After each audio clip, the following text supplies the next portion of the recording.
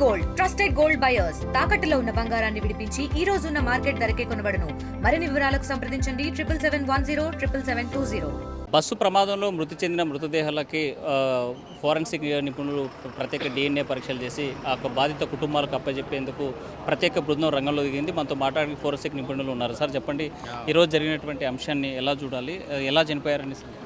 ఈరోజు మేము 8:30 గంటలకు మా గవర్నమెంట్ జనరల్ హాస్పిటల్ ఫారెన్సిక్ బృందము ఇక్కడికి చేరడం జరిగింది. ఇందులో నుంచి 19 మృతదేహాలను బయటికి వెలికి తీసినాము. 19లో 12 మేళ్ళు మగవాళ్ళవి, 5 ఆడవాళ్ళవి, 2 చిన్నపిల్లలవి తీసినాము. సో దీంట్లో ఈ కేసులో పోస్ట్మార్టము ఐడెంటిఫికేషన్ ఇంపార్టెంట్. పలానా వ్యక్తులు అని కనుక్కోవడమే ఇంపార్టెంట్. వాళ్ళని కనుక్కోవడము దీనిలో చాలా కష్టం. ఎందుకంటే అన్నీ బొగ్గు అయిపోయినాయి, కాళ్ళు చేతులు అందరికి ఖాళీ బూడిదైపోయినాయి.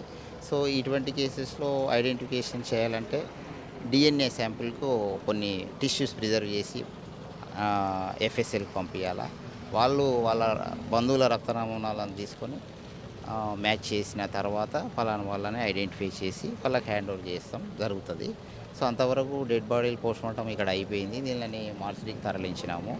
ఆ రిపోర్ట్స్ వచ్చిన తర్వాత ఇండివిజువల్గా వాళ్ళకి హ్యాండ్ ఓవర్ చేస్తాం.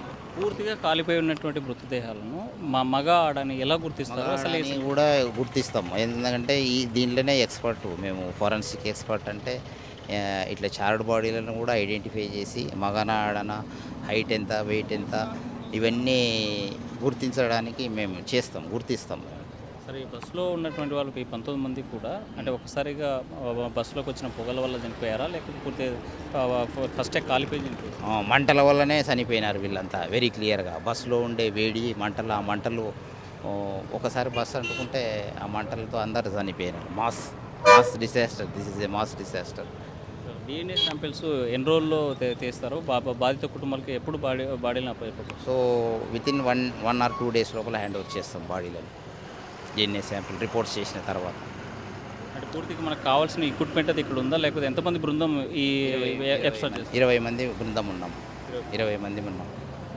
అయితే 1 or 2 daysలో తప్పనిసరిగా మృతదేహాలను ఫోరెన్సిక్ పూర్తి స్థాయిలో సైంటిఫిక్గా గుర్తించిన తర్వాత DNA టెస్టుల ద్వారా ఆ బాధిత కుటుంబాలకు మృతదేహాలను అప్పచెప్పేటువంటి ప్రక్రియను చేపడతామనేసి ఫోరెన్సిక్ నిపుణులు చెప్తున్నటువంటి పరిస్థితి. ఇది కూడా ఉన్నటువంటి తాజా పరిస్థితి. వీడియో జర్నలిస్ట్ చంద్రశేఖర్తో హుస్సేన్ RTV, కర్నూలు.